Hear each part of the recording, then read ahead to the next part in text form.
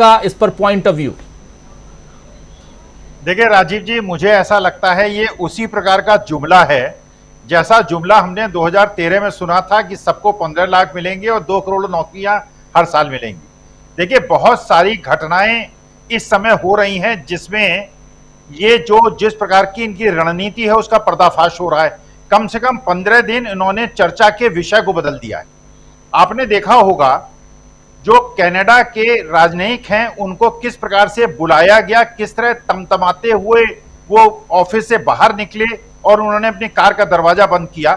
Canada ने हमारे diplomat को बाहर किया, हमने उनके मतलब अभी तक हम ये सोच रहे थे कि चीन और पाकिस्तान हमारे शत्रु हैं और वो देश जो अपने को विश्वगुरु कहता है उसके कनाडा से इतने खराब संबंध हो गए हैं क्योंकि कनाडा ये कह रहा है कि आपने हमारे देश में हमारे देश के नागरिक को जो मरवाया है और आपकी संलिग्नता इसमें है, हम इसमें विरोध प्रकट करते हैं। और हमारे राजनीतिक, हमने भी राजनीतिक अपने डिप्लोमेट वापस बुला लिए, उन्होंने बुला लिए।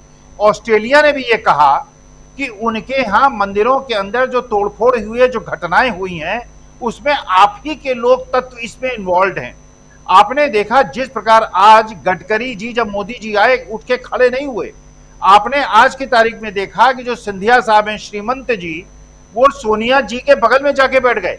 आपने देखा आज की तारीख में ऑल इंडिया द्रमुक डीएमके, एआईडीएमके, जो कि बीजेपी के साथ गठबंधन में था, उन्होंने खुलेआम ये कह दिया कि हमारा बीजेपी से कोई लेना देना नहीं है। आपने कुछ दिन पहले देखा था कि वो पवन कल्याण, जिनका आंध्र प्रदेश के सीमावर्ती इलाके और तेलंगाना में अच्छा खासा प्रभाव है, जो मोदी जी को माला पहना रहे थे, उन्होंने मोदी जी का साथ छोड़ दिया है। आपको अगर मोदी जी को महिला सम्मान की बात सोचनी है तो वसुंधरा राजे जी के बारे में सोच लें, उमा भारती जी के बारे में सोच लें, सुमित्रा महाजन जी के बारे में सोच लें, और ममता बनर्जी को जो उन्होंने दीदी और दीदी कह के पुकारा था। महिलाओं का सम्मान होता है जब महिलाओं को अच्छी तरह से आप संबोधित करते हैं। जिस प्रकार से एक महिला सांसद को आपने सुपर्णखा से उसकी तुलना की थी और एक मेंबर ऑफ पार्लियामेंट जो कांग्रेस का है उसकी दिवंगत पत्नी को और उसको जो 50 करोड़ की गर्लफ्रेंड आपने कहा था, ये सारी चीजें नारी सम्मान नहीं दिखाता।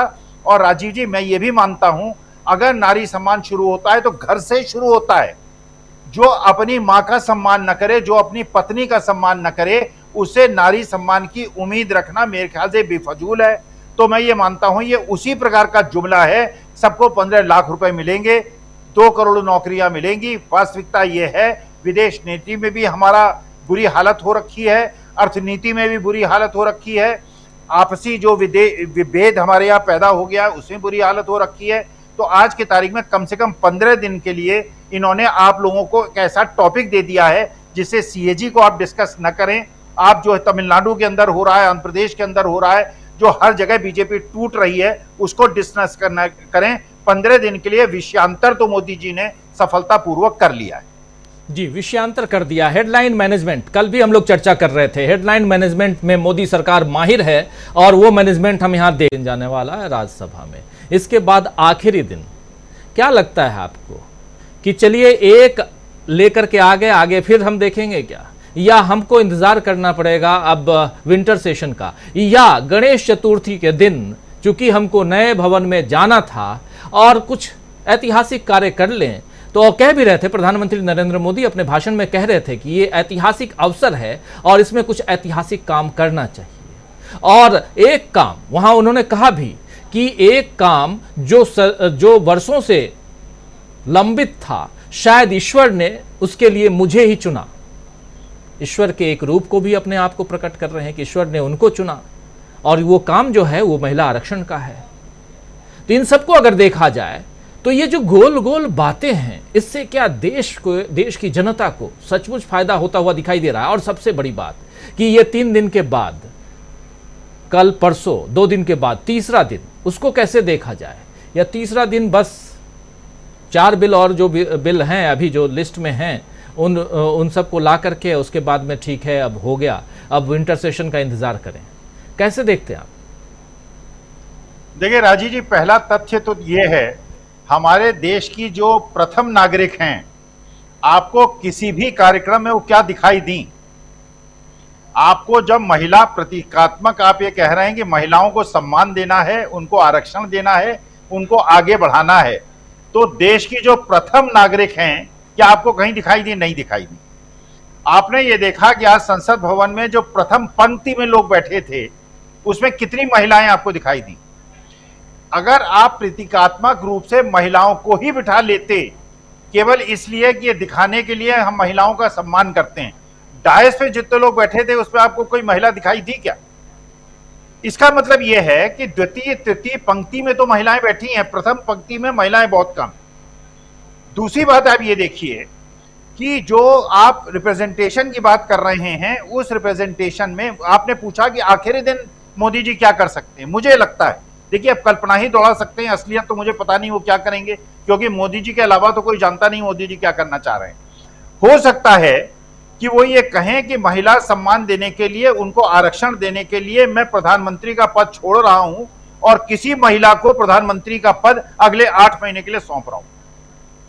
ये हो सकता बात है, कह रहे हैं आप। क्योंकि नहीं, अब मैं कल्पना ही दौड़ा सकता हूं, मुझे तो नहीं पता मोदी जी क्या करेंगे। लेकिन अगर महिलाओं को सम्मान देना है, रिजर्वेशन देना है, 9.5 साल हो गया मोदी जी प्रधानमंत्री हैं, अब कम से कम 6 महीने देके कम से कम 10% का रिप्रेजेंटेशन तो औरतों को दे दीजिए। उसके लिए सुषमा स्वराज जी को वो सॉरी ये अपने जो सिंधिया जी हैं, क्या नाम है उनका, राजस्थान वाली, वसुंधरा राजे या सिंधिया, सुमित्रा महाजन हैं, या उमा भारती हैं, उनसे कहें कि ठीक है, आपको महिला सम्मान हमें देना है और पुरुष बहुत वो हो गया है। अच्छा, आरएसएस प्रमुख भी कह सकते हैं, वो आखिरी दिन के आरएसएस प्रमुख जो है महिला होंगी, अगले 10 जो आरएसएस प्रमुख होंगे वो महिलाएं होंगी। देखिए, महिलाओं को अगर आपको सम्मान देना है, उनको सत्ता में साथ देना है। और एक चीज राजीव जी और बताता हूं, अगर ये आरक्षण का झुंझुना न पकड़ाकर, ये जुमला न देकर, अगर उन्होंने कहा होता कि गैस सिलेंडर में आज से पूरे देश में इररिस्पेक्टिव 400 रुपए का करता हूं, और महिलाओं के लिए पूरे देश में ट्रेन और बस में जो ट्रेवल है वो फ्री हो जाएगा, और महिलाओं को बिल्कुल पूरा सम्मान, हर, देखिए, आर्थिक स्थिति जब तक औरत की मजबूत नहीं होगी, औरत मजबूत तब होगी क्योंकि देखिए वही सबल है जिसके पास पैसे की ताकत है। यही अपर कास्ट में लोअर कास्ट में डिफरेंस है, और यही डिफरेंस हर जगह है, पुरुष और नारी में है, क्योंकि नारी अभी तक हमारे समाज में उसके पास आर्थिक संपत्ति नहीं थी, पैसा नहीं था। अगर उसको आर्थिक संपत्ति, अगर उसको पैसा उसके हाथ में मिल जाए तो वो शक्तिशाली हो जाएगी और अपने टर्म्स को डिक्टेट करने लगेगी। तो महिलाओं को, क्योंकि देखिए कितने रिजर्वेशन आप ये संसद में और विधानसभा में देंगे, 400-500 महिलाओं को आप संसद सदस्य या विधानसभा के सदस्य बना देंगे, लेकिन अगर हिंदुस्तान की 70 करोड़ औरतों को सम्मान देना है, उनको अधिकार देना है, उनको मुफ्त गैस सिलेंडर, हर औरत को मुफ्त गैस सिलेंडर मिले, बस यात्रा उनको मुफ्त मिले, तो देश की 70 करोड़ जो महिलाएं हैं उनको सम्मान मिलेगा। और आगे से ये हो, जो विधायक या संसद सदस्य महिलाओं के साथ किसी भी प्रकार के दुर्व्यवहार के लिए दोषी होगा, बिना जांच, ये इसमें पॉक्सो एक्ट की बात नहीं होगी। अगर महिला के साथ कोई भी संसद सदस्य, विधानसभा सदस्य जो अपने को बहुत ताकतवर और शक्तिशाली समझता है, अगर औरत के साथ दुर्व्यवहार करेगा, सीधे 7 साल के लिए जेल में जाएगा। जैसे मनी लॉन्ड्रिंग एक्ट में आप लोगों को 2-2 साल जेल में रख लेते हैं और 2 साल के बाद सिद्ध होता है कि उन्होंने कोई गलती नहीं। जी बिल्कुल।